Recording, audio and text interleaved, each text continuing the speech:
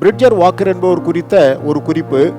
அவர் ஒரு நாள் அவருடைய தங்கையின் மீது நாய் ஒன்று சீறி பாய்ந்து கடித்து குதற ஓடி வந்தபோது பிரிட்ஜர் வாக்கர் ஓடி போய் தன் தங்கையின் மீது தன் உடலால் மறைத்து கொண்டார்.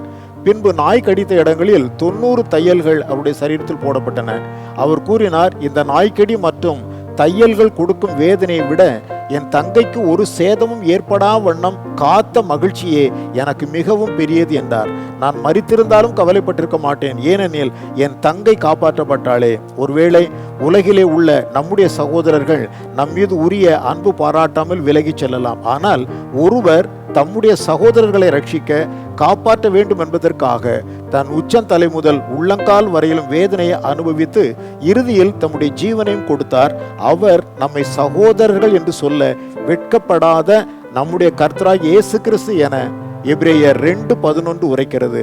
அவர் செய்த நன்மைகளுக்காக நாம் என்ன செய்வோம்? அவருடைய நாமத்தை மகிமைப்படுத்துவோம்.